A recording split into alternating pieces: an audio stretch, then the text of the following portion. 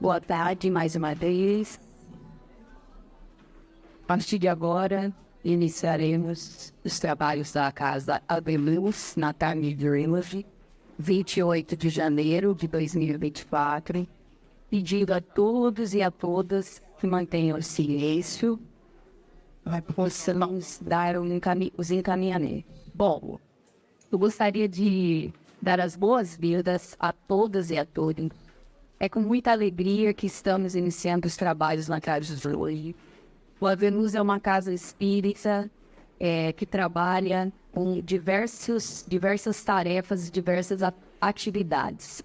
Então, nós estamos agora iniciando os trabalhos. Hoje, o nosso convidado para a palestra é o nosso querido amigo Alain Aminadab. Daqui a pouco vou falar um pouquinho mais dele e falar também sobre o tema que ele irá tratar na tarde de hoje. Nós queremos também, com a transmissão online, dar as boas-vindas a todos e a todas que estão conosco no ambiente online. Sejam bem-vindos e bem-vindas.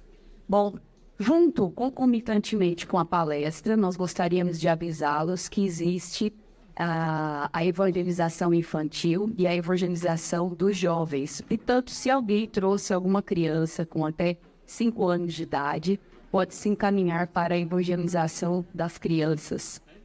Nós também gostaríamos de dizer que, além da palestra e após a palestra, nós desenvolvemos outros trabalhos, como o atendimento médico espiritual, que é realizado nas cabines, os passes simples e de desobsessão, o diálogo fraterno, além, obviamente, de destacar o atendimento inicial que vocês recebem ao chegar aqui na equipe da recepção.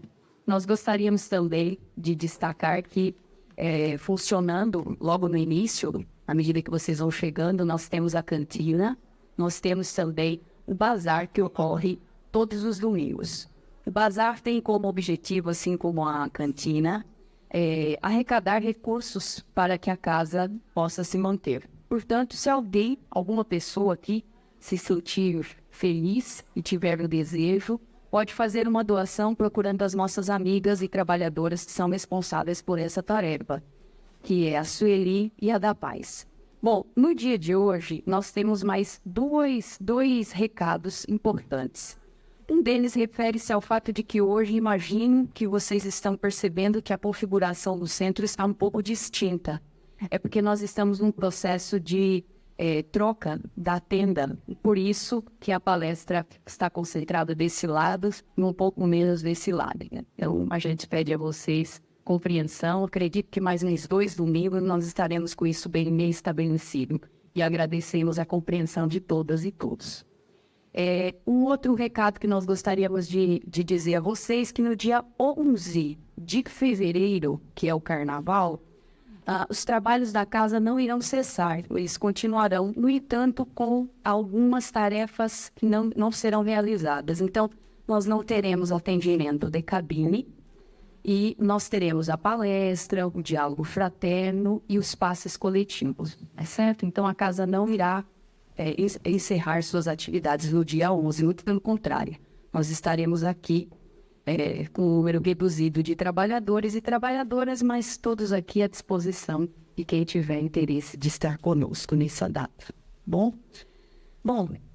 além desse recado, eu gostaria de chamar a atenção de vocês para 2 aspectos importantes, e a gente recorrentemente vem fazendo isso a cada domingo. Um dos recados que é bastante importante é justamente isso que a gente está escutando, ó.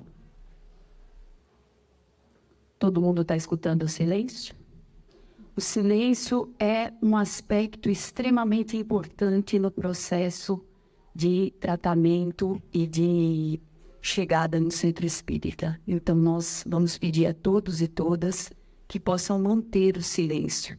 É um momento em que cada um de nós pode estar se conectando com seus guias, com a espiritualidade da casa, e nos ajuda muito nesse processo que viemos aqui, não é? A busca pelo nosso autoconhecimento, né?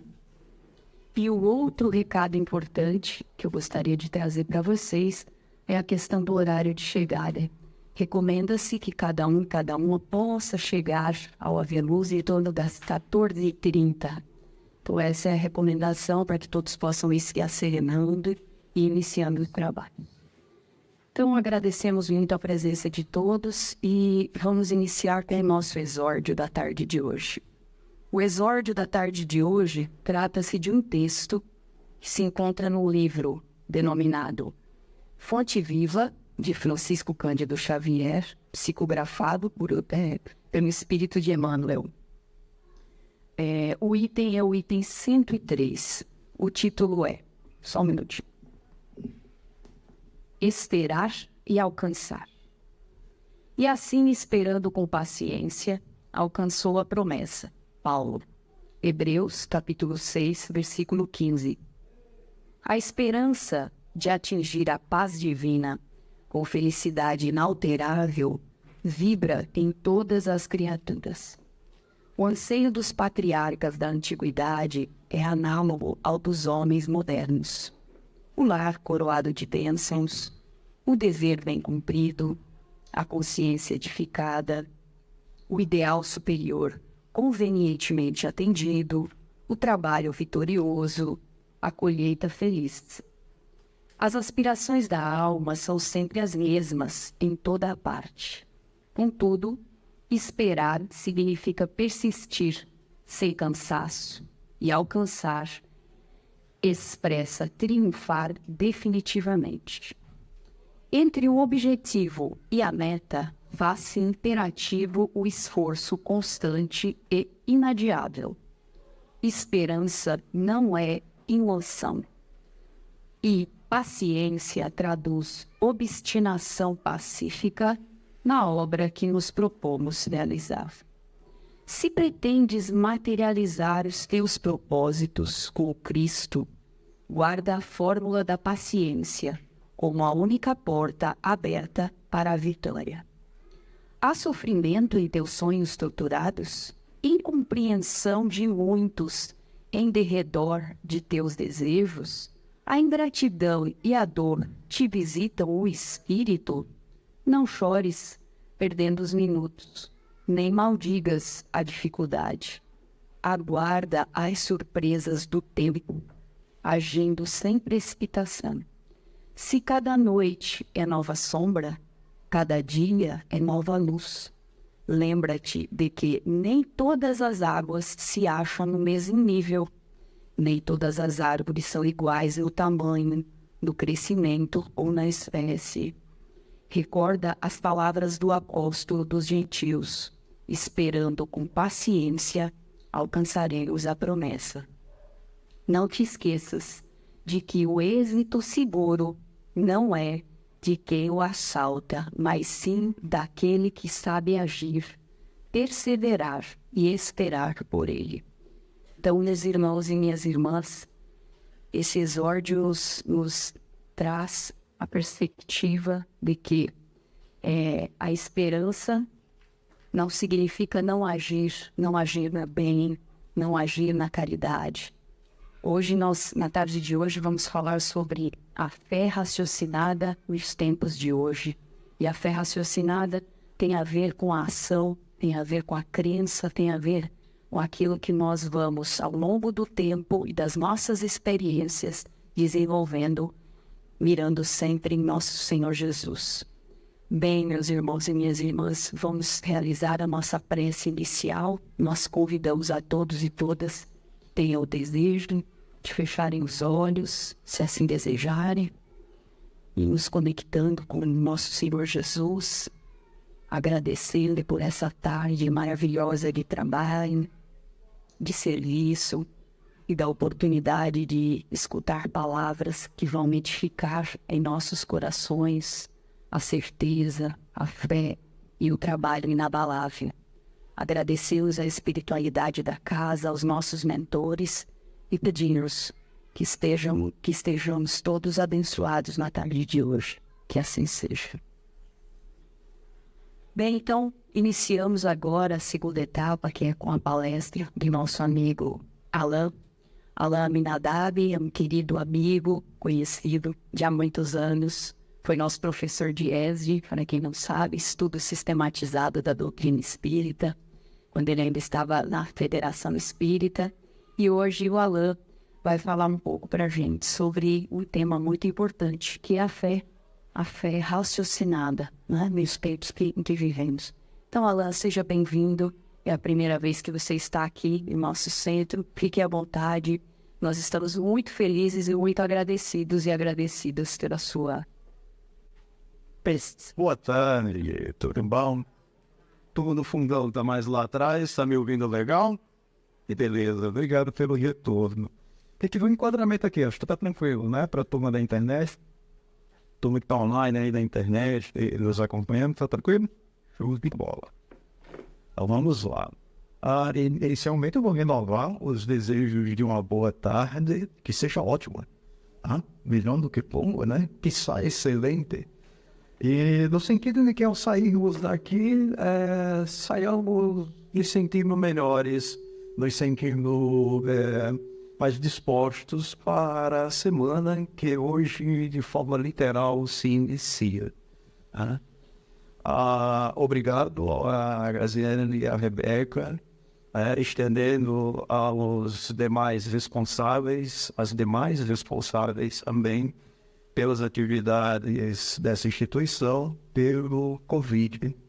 O convite de aqui estarmos para falarmos um pouquinho mesmo daquilo que a gente sabe, né, sobre um tema tão interessante, que é o tema da fé raciocinada, como propõe a doutrina espírita desde os seus primeiros momentos, desde o seu berço, desde o seu nascedor, mas sob uma perspectiva atual, né? Sob uma perspectiva atual, tá bom? Para quem está me acompanhando na internet, a descrição visual, né? Para quem é PCD visual, a gente sempre procura fazer a descrição, tá? Eu sou um homem de estatura mediana, tá? Pele clara, cabelos castanhos escuros, eu estou um pouquinho abaixo da média, estou com a camisa aqui em tom de cinza, sem gola, e falando aqui no microfone, né, de frente para um público assistente que está à minha frente à esquerda, com um fundo branco logo atrás, tá bom? Então, vocês também que estão aí nos acompanhando pelas ondas eletromagnéticas, né, que permitem essa maravilha que é a internet, o nosso grande abraço. O século XIX, em torno de 1812, comecinho do século XIX, o professor Rivail depois vai assumir o pseudônimo de Allan Kardec. Em 1812 ele contava com 8 anos de idade, tá? Não sei se ele já estava em Lyon, provavelmente sim, ele ainda estava em Lyon, morando com a mãe e a avó, né? Mas do outro lado do oceano, nos Estados Unidos da América, que já eram uma nação independente, né, do domínio inglês, do domínio britânico, desde o último 4 de julho de 1776, que é a data que marca a independência do povo estadunidense, dos ingleses, havia um jovem chamado Henry. Tá? Não era o Henry Ford. O Henry Ford nasceu muito tempo depois, né? O responsável por uma das invenções que foi um ponto de inflexão nos avanços da humanidade, que foi o carro, né? Que hoje tem uma fabricante, né, que leva o seu sobrenome ou o nome da sua família. O outro Henry é o Joseph. Se fosse em português, antigamente, né, palestrantes mais antigos achavam isso delicioso, né? Eles traduziam, né, os nomes do inglês para o português, né? Uma vez eu estava numa palestra de um famoso palestrante lá da Bahia, vocês conhecem, né? E ele mandou um Carlos Marques. Eu falei, mas quem danado é Carlos Marques que ele está falando? E de imediato ele disse, Carlos Marcos, em 1848, no lançamento do seu famoso Manifesto Comunista, eu digo, é Karl Marx, né? Porque antigamente tinha esse hábito de você traduzir para o português no nosso caso, o nosso português Brasil, PTBR, turma da internet, os nomes em estrangeiro. Né? Então seria o nosso José Henrique, uma tradução muito livre de Joseph Henry. O Henry era jovem e ele morava na cidade de Albany, tá? É uma cidade no nordeste dos Estados Unidos, a cidade pequena, de forte característica rural, ou seja, você não tinha um grande centro urbano e uma zona rural. Praticamente a Albany era um conjunto de pequenas, médias e algumas poucas mais grandes fazendas, né, que compunham aquele município naquele começo do século XIX. E o Henry nasceu nesse local. Ele tentou trabalhar, claro, com agricultura, né? Inclusive especificamente com agrimensura, medida de terra, de lotes de terra. Ele tentou trabalhar com o que hoje seria um serviço de entrega, tá? O antigo office boy, office girl, né? Ou hoje um processo devidamente atualizado, um serviço de entrega por aplicativo.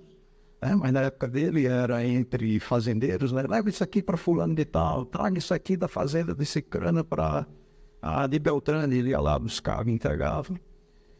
Ele tentou vários desses trabalhos, esses foram os dois de maior relevo para ele, isso está na biografia dele, quer dizer, nas biografias dele, inclusive na autobiografia, né? Construída a partir de trechos de diários, de cartas que ele deixou. A maioria estão sob o cuidado hoje de uma instituição norte-americana, estadunidense, né? Que é o Smithsonian, tá?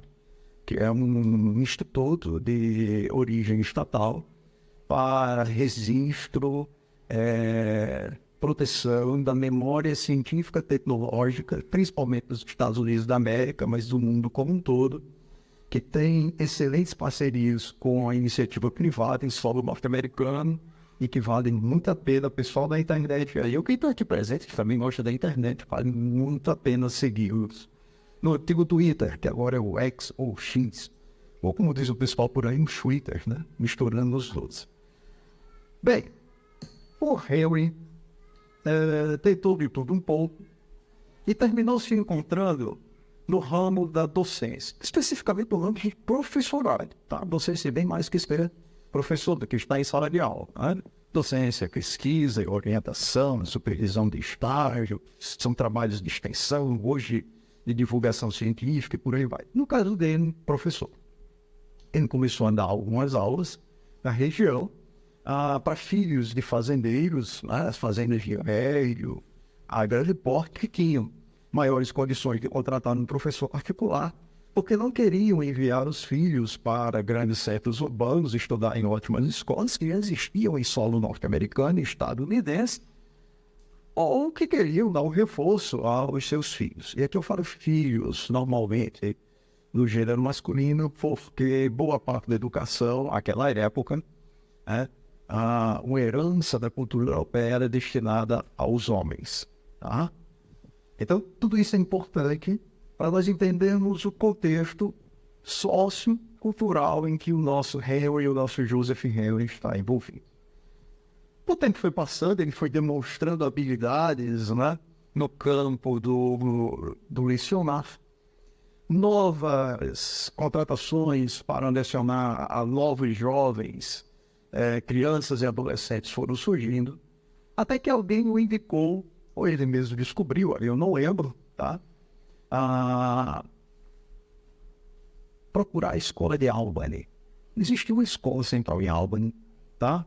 A Albany Academy, ou a Academia de Albany, numa tradução muito literal, tá? Mas não tão distante daquilo que se espera do contexto original, e ele consegue ser contratado como professor da escola de Albany, da Albany Academy, né? Ou da Academia de Albany.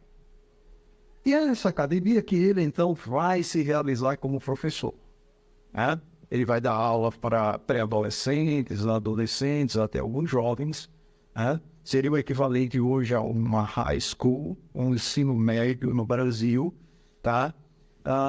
com elementos profissionalizantes. Então, você podia sair com alguma habilidade técnica, além do correspondente à época ao que é hoje o nosso ensino médio aqui no Brasil. E vai ser nessa escola que um dia ele vai receber um artigo, um texto científico-tecnológico proveniente da Inglaterra. E nesse artigo, ele vai, ao lê-lo, descobrir que um oficial militar inglês, tá? William Sturgeon, tá? Fez um experimento muito interessante. Um experimento que hoje a meninada faz brincando de forma literal. Que é o quê? O que é que o William Sturgeon fez e escreveu um paper, um artigo sobre isso. Esse artigo demorou uns 3 meses para chegar nos Estados Unidos, de 3 a 6 meses. Nós estamos no começo do século XIX, nada de avião, né? No máximo que tinha os primeiros balões, né? E todo o tráfego entre continentes era feito por navio, tá? A vapor, mas era por navio. E quando esse artigo chegou nos Estados Unidos, chegou exatamente numa época de fim de ano, ou começo de ano como essa aqui de agora, que aqui para nós é verão, né? E lá para eles é inverno. Né? E para chegar lá em Albany, tinha que entrar pelo rio Hudson. Né? O rio ficou famoso, né? Não só porque corta a megalópole que é Nova York, né? Mas até porque há pouco tempo teve aquele caso que o avião virou até filme com o Tom Hanks, né? Baseado numa história verídica real. O avião teve uma pane assim que saiu de um dos aeroportos da cidade de Nova York e teve que pousar, e ainda bem que ele pousou de forma satisfatória, salvando dezenas de vidas no rio Hudson, ou Hudson, em bom português.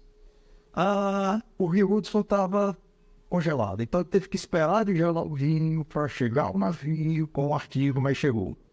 E o importante é que chegou, e chegou nas mãos do professor Henry. E aí ele leu o que o Sturgeon fez lá. O que o Sturgeon fez, o oficial militar inglês? Ele pegou uma barrinha de ferro, provavelmente um prego de ferro, tá? Um grey. E pegou um fio de metal, provavelmente de cobre, tá? Do que eu estou lembrando aqui do artigo que lemos, era de cobre. Tá? Condutor de eletricidade, a gente sabe que os metais são ótimos condutores de eletricidade. Tá? E ele enrolou esse fio de cobre, a gente diz que espiralou, né? Em anéis concêntricos em torno dessa barrinha de metal, provavelmente um prego grande. Ficaram 2 pontas soltas nas extremidades da barra de metal. E essas 2 pontas, ele ligou uma pilha de volta. Uma pilha, uma bateria dessas que a gente compra hoje aqui no mercadinho do bairro da esquina, que a farmácia vende, que a padaria vende, né? 1.5 volts, tem vários tamanhos, né? Palito, pequena, média, grande, etc. Na época dele, as pilhas eram bem grandes. Né? Tinham acabado de ser inventadas no século anterior, 18, por outra mente brilhante, o italiano Alessandro Volta, né? Cuja a melhor e mais justa homenagem é na unidade de tensão elétrica, volts. Né? E aí, o William, lá na Inglaterra, pegou essas 2 pontinhas e disse: peraí, então tem uma pilha aqui do Volta. E tem um polo positivo e tem um polo negativo. Eu vou pegar essas 2 pontinhas e vou ligar nela, quero ver se esse negócio pega fogo. E não pensou assim, não, sou eu que estou criando, tá? Bora ver se isso aqui gera alguma coisa de diferente. Quando alimentado pela pilha de volta. O que era isso aqui? Rememorando, barrinha de ferro com fio de cobre enrolado em torno do corpo da barra de ferro, 2 pontinhas livres. Ele liga nos polos da pilha e a princípio não aconteceu nada. Até que ele aproximou ou percebeu, há quem diga que fortuitamente, aleatoriamente, objetos de metal a essa barrinha de prego enrolada com fio de cobre ao seu redor. E ele observou que os objetos de metal eram atraídos pela barra de ferro enrolada com o fio de cobre quando este estava ligado na pilha de volta,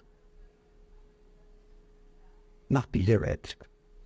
E que quando ele desligava o circuito, ele tirava a pilha do experimento, ficava só a barra enrolada com o fio de cobre. Hoje a gente chama isso de uma bobina. Tá?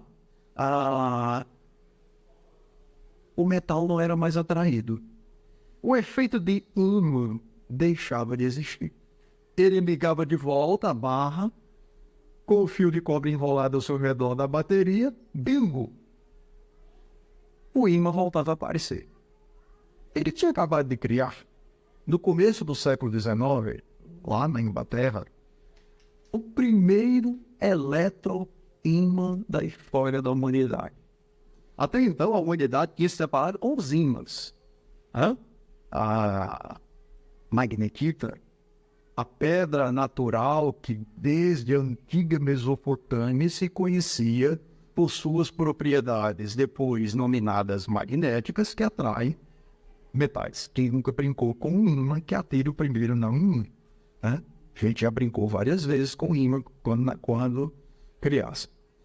Eu que o digo, as formas das bonecas da minha irmã, que eu desmontava tudo só para tirar os ímãs de dentro. Voltava de volta, para ficar tranquilo. Só não mexia direitinho como antes, mas eu montava. Tinha uma que batia palminha, que ela depois de bater a palminha, não, ela fazia só a posição de pé, ela não conseguia mais bater as palmas. Quando eu voltei de volta, não deu muito legal. Mas a gente vai aprendendo, é assim que a gente vai aprendendo, né? E a gente leva isso para a vida adulta, como o William Sturgeon fez, e depois o Henry vai refazer. Porque é assim que se faz ciência. Ciência se faz dessa forma. Ciência, você lê um artigo hoje científico em qualquer área. Se ele for realmente fundamentado no método científico moderno, contemporâneo, você replicando as condições do experimento, com todos os ingredientes, insumos e elementos do experimento, você replica o experimento tal como ele está descrito no texto original. É assim que se faz ciência, desde o século XIX até hoje, e eu creio que ainda vai durar, espero, muito tempo. E foi o que o Henry fez. O Henry disse, peraí, não é tão complicado. E a cidade de Albany ajudava. Por quê? Porque a cidade de Albany era uma cidade que tinha uma característica fortemente rural, muitas pequenas, médias e algumas grandes fazendas, mas também tinha muita sucata. Ele disse, barra de ferro e fio de metal para conduzir eletricidade aqui não falta.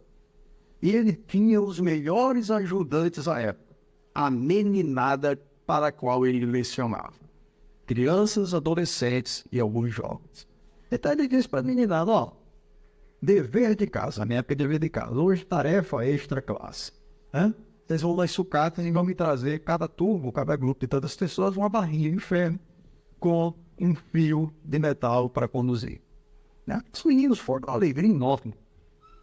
E ficaram mais felizes ainda quando retornaram à sala de aula. E o professor Henry, seguindo a receita apresentada no artigo do William Sturgeon, pegou a barra de ferro, cada uma das barras de ferro que as turmas traziam, e enrolou o fio de metal ao redor. Conseguiu uma bateria, uma pilha grande, aquela grande, está aqui em torno de meio metro, 30 centímetros a meio metro. E ligou as extremidades livres do fio enrolado em torno da barra, nos polos da bateria e bingo!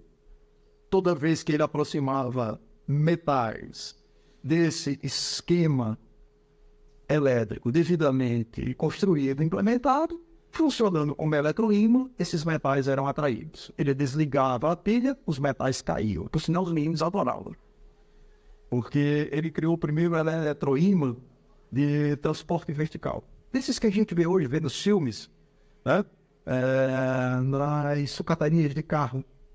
O Brasil tem pouco, tá? Mas nos Estados Unidos tem bastante aqueles eletroímãs, pega o carro, pela parte de cima, do capô, e transporta para outro lugar, e depois amassa ou desmonta, hoje eles picotam, Eles usam uma pinça hidráulica, força imensa, e depois desse transporte na eletroímã, eles picotam, tiram, tá certo. Mas o primeiro transporte é o eletroímã. Quem criou esse eletroímã? O Henry. Ele começou erguendo em torno de 1,5 kg de sucata, metal, para ser erguido e atraído pelo eletroímã não faltava, porque não faltavam sucatarias em Albany. Então a meninada também trazia metal para ser erguido. Um mês, ele já tinha construído com a turma um eletroímã que estava erguendo 3 quilos. Com 2 meses, ele já tinha construído com as turmas um eletroímã que estava erguendo 9 quilos, quase 10 quilos, 2 meses. Então ele foi aprimorando o processo, criando eletroímãs mais potentes. No final de um ano, ele já tinha um eletroímã capaz de erguer 100 quilos de sucata de metal quando ele estava funcionando como eletroímã. Para encurtar a história, o último que ele fez estava erguendo quase 1 tonelada de metais. E a meninada adorava. Quando aquela quantidade enorme de metal despencava lá de cima quando o eletroímã era desligado. Quando o sistema era desligado. Né? O que empolgava os meninos continuarem a pesquisando e a montar eletroímãs cada vez melhores no sentido de mais potentes. Um certo dia, bateu a porta da sala, lá na Albany Academy, do professor Joseph Henry, um rapaz chamado Samuel. Samuel era de origem norte-americana, estadunidense, filho de grandes fazendeiros, uma família que não era rica, não. A família de Samuel era muito rica. Era tão rica que Samuel vivia na Europa como um bon vivant, ou à época se dizia um dandy, que é um indivíduo que vive para apreciar arte, cultura e fomentá-la como um mecenas moderno. Né? Quem teve um comportamento bastante parecido aqui no Brasil foi o nosso querido Alberto Santos Dumont. A família Dumont era tão rica no interior de Minas Gerais, a fazenda era tão grande de café, né, que tinha uma estação ferroviária dentro da fazenda. Do Dumont, do Alberto Santos Dumont. Que Alberto foi morar na Europa. Viver dos lucros que a fazenda dos pais, né, davam. Até foi viver lá. Só que olhar o recorte de mundividência do nosso Alberto Santos Dumont é no campo tecnológico. No caso do Samuel, ainda não, era no campo das artes, da cultura. Vai ser lá, parênteses, já que eu falei em Alberto Santos Dumont, ele vai conhecer outro brasileiro brilhante. Quem? Augusto Severo. Filho aqui de Macaíba. E velho aqui macaibenses, né? São do mesmo berço, dessa mente brilhante, pouco reconhecida no Brasil, que é o brasileiro, o potiguar macaibense, Augusto Severo, que dá nome ao antigo aeroporto, que foi uma sugestão nossa quando se abriu uma pseudo-consulta pública por nome do novo aeroporto de Natal, que fica em São Bernardo do Maranhão. Eu disse, transfiro o nome para lá. Não, a gente quer colocar, o segundo nome era a Dona Melitana, que merece também uma mente brilhante, uma cultura incrível, filha de São Gonçalo, né? Com a formação primária, o fundamental 1, ela tinha de cabeça canções do cancioneiro ibérico do século XVI, XVII de cabeça. Mas você preferiu homenagear mais uma vez, de todo respeito, até porque foi uma decisão legislativa, um político. Mas a nossa primeira homenagem era Augusto Severo, que foi amigo de Santos Dumont, nesse período do final do século XIX, começo do século XX. Por sinal, Santos Dumont assistiu a tragédia que foi o dirigível Pax, né, que Augusto Severo desenvolveu, que ao atingir um telhado de uma casa em Paris, caiu sobre esse telhado, o telhado cedeu, né, e o cesto do balão, né, esse balão dirigível, que o Augusto desenvolveu, Pax, de paz, em latim, né, entrou o teto adentro e o corpo de Augusto foi quebrado a um veio. E Santos Dumont foi um dos primeiros que chegou e viu o corpo do amigo, já sem vida, obviamente, morto. Né? Voltando para Samuel. Então Samuel era esse Alberto Santos Dumont, norte-americano, estadunidense, ele vivia na Europa, assistindo peças de teatro, dança, saraus, música, orquestras, apresentações de ópera, declamação de poesias, e financiando algumas e alguns artistas também, porque tinha muito dinheiro. E ele soube dos experimentos de Joseph Henry. Para vocês, ele estava na Europa, Henry nos Estados Unidos. Ele pega um barquinho a vapor, atravessa o Oceano Atlântico Norte e chega até a Albany, em Nova Jersey, nos Estados Unidos, e bate na porta lá do professor Joseph Henry. E diz, eu estava lá na Europa, contou toda a história, eu vivo de arte, gosto muito disso, meus pais me financiam, etc e tal, e eu soube dos seus experimentos. Henry, a princípio, ficou feliz, poxa, estou reconhecido além do oceano, né? Bem além do oceano, no centro intelectual e econômico à época do mundo, que era a Europa, principalmente Inglaterra e França. Aí Samuel disse para ele, mas eu tenho uma ideia para esse seu experimento. A gente vai fazer o seguinte, Henry. A gente vai pegar essa barrinha com um fio de metal espiralado em torno dela, tá? Vai espiralar, envolver a barrinha com as espiras de metal no seu entorno. Em vez de deixar duas pontas pequenas, a gente vai deixar essas pontas extensas, estendidas, bem grandes. Tipo assim, eu vou deixar a barrinha aqui, nessa sala, onde você está. E essas pontas extensas, grandes, nós vamos levar para uma sala vizinha. E lá a gente vai ligar a pilha. Lá a gente liga a pilha. E junto da pilha a gente vai colocar um interruptor. Um interruptor desse de parede, que a gente liga e desliga a lâmpada. Aciona e desaciona os nossos chuveiros elétricos para quem tem em casa. Ele deixa... Beleza, uma linguagem moderna, contemporânea, beleza. E tu quer fazer o que com isso? Samuel disse, vai ser assim. Toda vez que a gente ligar o interruptor na sala vizinha, a barra que vai estar aqui nessa sala vai virar um eletroímã. E a gente vai colocar uma castanhola, aquele instrumento muito usado na dança espanhola, só que de metal. Depois eles trocaram por uma sineta. E para a gente saber que o circuito foi acionado lá, como o eletroímã vai passar a existir, com o acionamento do interruptor, a castanhola, que é de metal, depois o sino, a sineta, um sino pequeno, vai badalar, vai emitir um som. Eles estavam acabando de criar o primeiro telégrafo da história. A primeira forma de usar a eletricidade para transmitir informações. Até então, a comunicação entre nós humanos, desde as cavernas, quando ainda antes dos primeiros ruídos, nós nos comunicávamos por gestos. É uma coisa? E aí, Graça, tudo bem? Ela nem falou, só fez assim. Isso aqui é uma linguagem universal, beleza. Na antiga Roma era também ficar vivo, né? Se o imperador fizesse assim, ia embora, né? Era uma linguagem gestual. A comunicação se dava por cavalo, pombo correio, né? Corvos, alguns corvos eram treinados para isso, viraram até elementos de literatura, né? A turma de Game of Thrones aí que sabe, né? Receber um corvo era melhor receber qualquer coisa, menos um corvo, né? Que era sinal de algo fatídico, iminente a acontecer.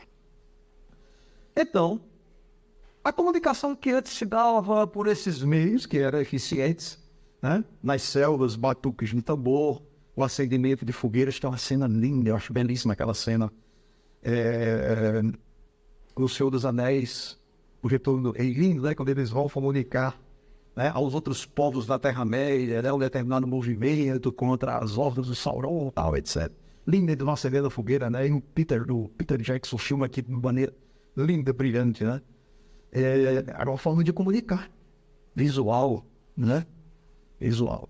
né? Existe até uma passagem bíblica, teológica, né? Não tem fundamentação histórica, mas que é muito bonita, que a mãe de João Batista teria indicado que estaria grávida do nascimento de João Batista, né? A Maria acendendo uma fogueira, né? Que é a base do nosso São João, né? É a base do nosso São João. A eletricidade, então, ela corre muito mais rápida pelos fios levando informações do que o corvo, o pombo correio, o batuque de tambor, o acendimento de uma fogueira ou os galopes de um cavalo. Para vocês terem uma ideia, segundo o historiador Luiz da Câmara Cascudo, num livro muito bom de ler, agradável, chamado História da Cidade do Natal, ele fala que a nossa independência, obviamente, ocorreu a 7 de setembro de 1822. Mas Natal, só soube disso, Natal, que era uma vila, tinha em torno de 20 a 40 mil habitantes, hoje é um bairro mediano da cidade, né? Uma cidade mediana. Só soube disso em novembro. Por quê? Porque não tinha zap. Não tinha zap para passar e dizer, Marcelo, agora a gente é independente dos portugueses, né? Bota a gente fora Portugal, né? Não tinha, era no cavalo. Tinha que sair do Rio de Janeiro, que era a capital do país, né? Subir, normalmente costeando o litoral, até chegar aqui e seguir em frente, porque Fortaleza precisava saber, Teresina precisava saber dessas informações, as capitais que já existiam na época, São Luís, Belém e Manaus, né? Macapá. Tudo do galope do cavalo. Torcendo para o cavalo não encontrar uma ribanceira. Não só o cavalo e o cavaleiro. Né? E aí, a coisa ia demorar muito mais, a coisa é informação para chegar aqui. Mas chegou em novembro. Agora não. Com um mês, toda a Albany Academy estava interligada por fios telegráficos. Um mês. Em 2 meses, toda a Albany, e um mês foi toda a Albany Academy, a academia, a escola, a instituição. Em 2 meses, toda a Albany e sua zona rural estava interligada por fios telegráficos. Em 6 meses, todo o estado de Nova Jersey estava ligado por fios telegráficos. Claro, esse empreendimento foi levado a cabo por Samuel, que era muito rico, então ele tinha condições de investir na expansão da rede telegráfica. Em 1 ano, toda a costa leste dos Estados Unidos da América estava interligada, para vocês aqui, pelos fios do telégrafo. E as cidades que eram, ou vilas, ou mesmo aldeias, isoladas no mundo, ilhas isoladas, passaram a fazer parte de um grande arquipélago global de comunicação. Porque na velocidade da eletricidade, que é uma velocidade muito alta, elevada, na pior das hipóteses, eu digo isso para os alunos em sala de aula, na pior das hipóteses, o sinal elétrico, ele trafega, na pior das hipóteses, no pior dos fios, não é hipóteses, no pior dos fios, teste real, fios de condução de comunicação elétrica hoje, a eletricidade trafega com metade da velocidade da luz. A velocidade da luz é a velocidade limite do universo. Toda vez que eu digo isso, eu fico imaginando, eu vou usar um pouquinho da ideia de Deus, tá? Como vocês quiserem pensar. Um senhor, Deus, né? Usando do estereótipo universal, com uma placa escrita 300 mil quilômetros por segundo e o universo atrás. Essa é a velocidade limite do universo. Ela foi calculada no século XIX por outro gênio da matemática e da física. Ele era um físico matemático, James Clerk Maxwell, ou apenas James Maxwell. Ele calculou que o universo tinha um limite de velocidade, e era a velocidade da luz. Na pior situação, a eletricidade corre a 150 mil quilômetros por segundo. Aonde dá uma ideia aí de que é 150 mil quilômetros?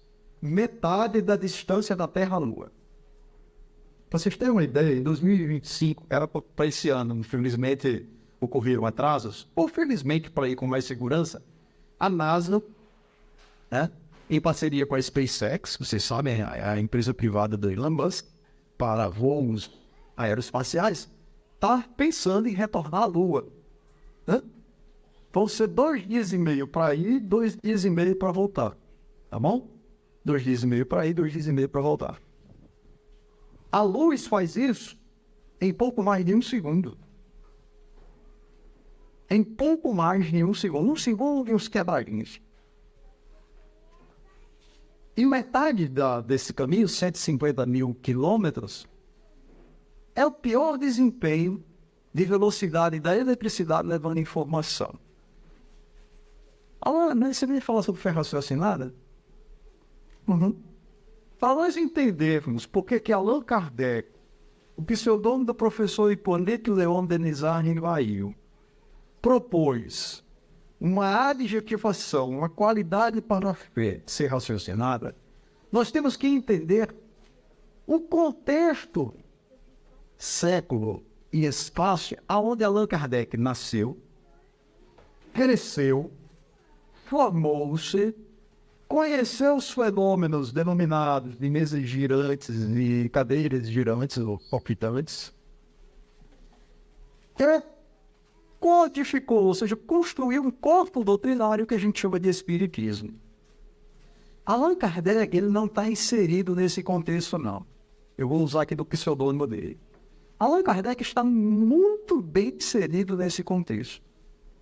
Samuel, para fechar a história do telégrafo, que transformou o mundo nessa aldeia intercomunicável, global, é o início do processo de globalização. A globalização econômica, de traço neoliberal, é bem depois.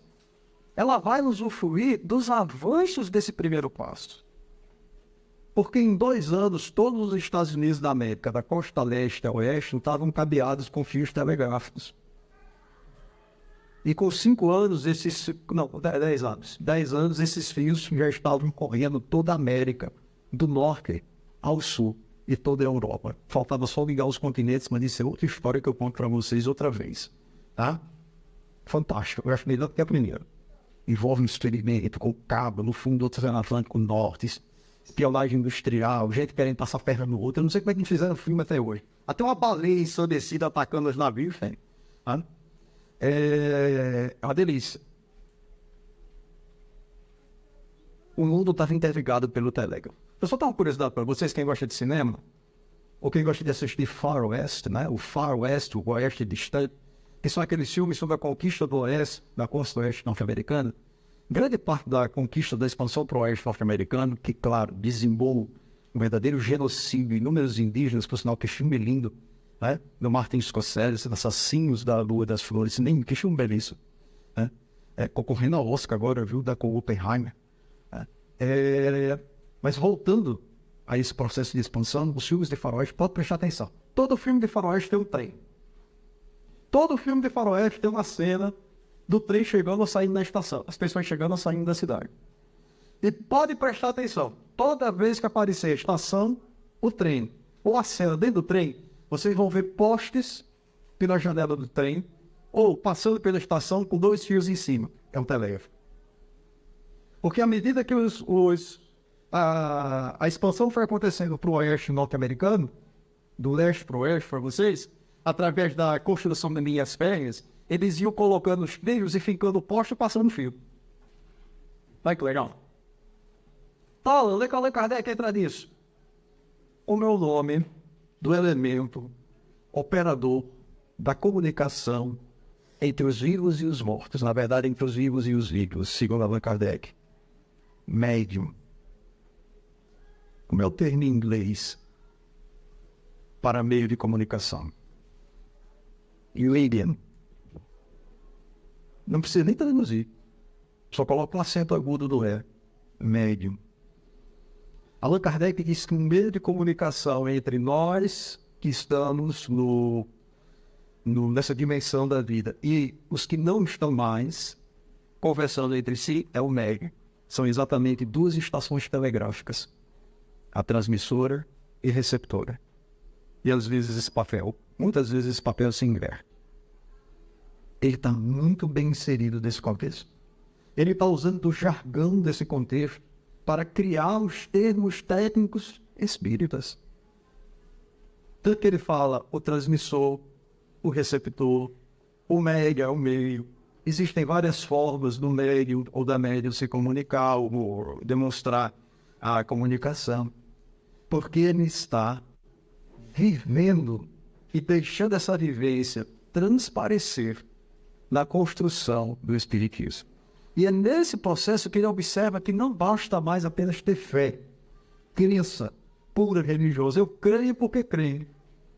Eu creio que aquela flor é vermelha porque alguém me disse que ela é vermelha. Não. Agora tem que ter uma explicação por que ela é vermelha. Fisicamente, porque ela absorve todas as cores da luz do sol. Aquelas pétalas lá em cima, aquela lá mais elevada, né? Ali sob a luz do sol ainda, poente, no dia de hoje. Mas tem uma cor que ela não consegue, da luz branca do sol, que é composta por todas as cores, né? Dentro daquele espectro conhecido nosso do arco-íris, que ela não consegue absorver, que ela reflete o vermelho. Então a gente passou a ter uma crença que tem uma fundamentação científica. Da mesma forma que eu expliquei por que a flor é vermelha sob o ponto de vista da física óptica, Allan Kardec vai buscar explicações de lastro científico para os fenômenos que ele estava estudando. Aí ele vai criar termos como fluido cósmico universal, né?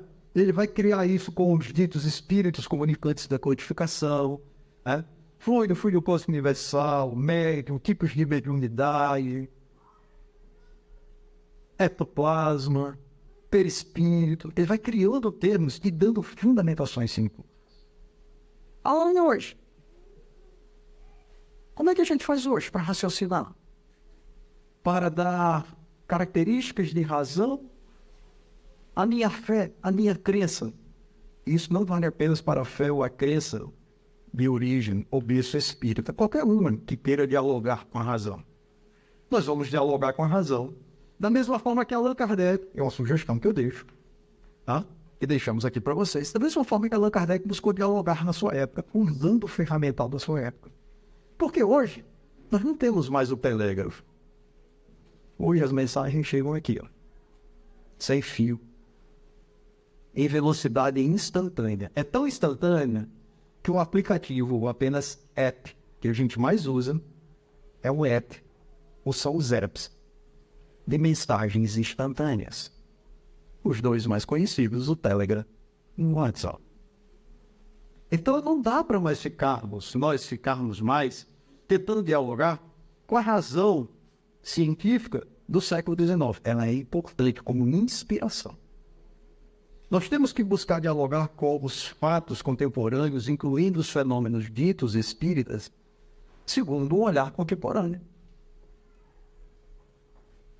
Aberto, de uma sociedade altamente interconectada,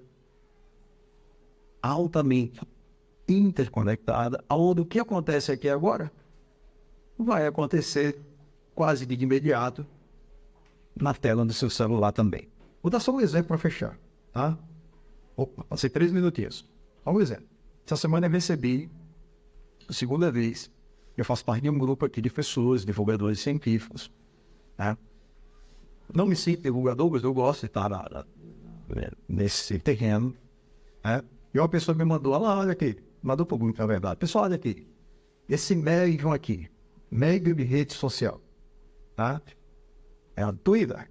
Não era no Twitter, não. É médium no Twitter, tá aparecendo. Aí ele falou lá, o médium falando, né, para o grande público. E aí o médium diz assim, a família de Ciclano tá aqui, a família disse, João Barbalho, tô criando um termo aqui, João Barbalho, tô aqui na família dele.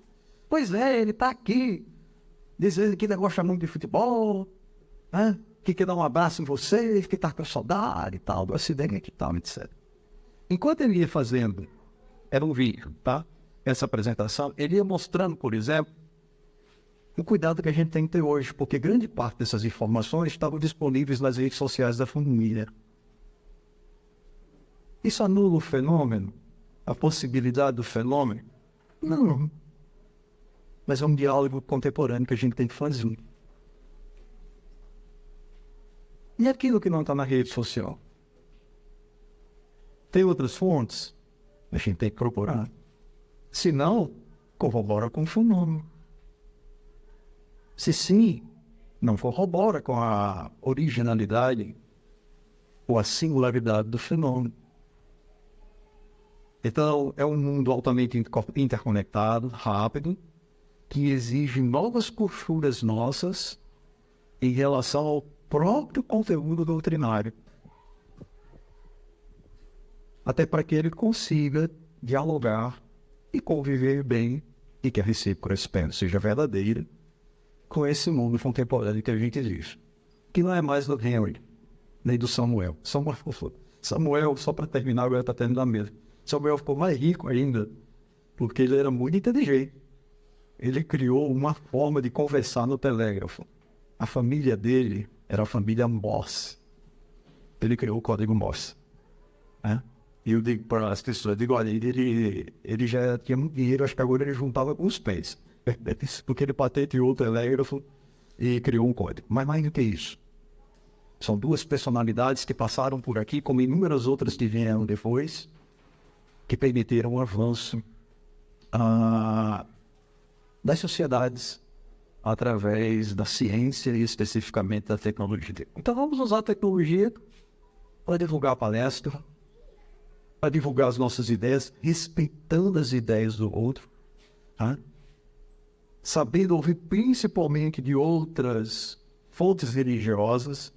Eu adoro sentar com pessoas quando eu posso, a gente encontra um tempo e dá para encontrar, com outras vertentes católicas, shalom, adventistas. Adoro conversar com os adventistas que também tem um traço científico muito presente. Eu gosto de ouvir neopentecostais, pentecostais céticos, ateus, ateias. A gente tem que ouvir todo mundo e com respeito. Da mesma forma que a gente espera que o respeito aconteça de lá para cá. É assim que a gente tem que trafegar nesse mundo maravilhoso que nós encontramos hoje. Termino por aqui, agradecendo a quem nos assistiu nas redes e a quem está aqui presente, deixando um abração, com um desejo a ele associado de uma ótima semana para todos nós. Grazi, é contigo.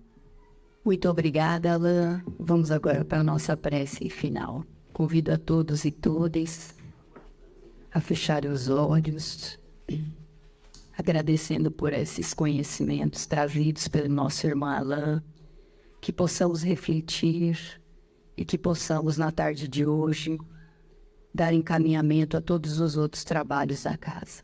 Agradecidos estamos e finalizamos com a oração que o Senhor nos ensinou. Pai nosso, que estais nos céus, santificado seja o vosso nome. Venha a nós o vosso reino, seja feita a vossa vontade, assim na terra como no céu.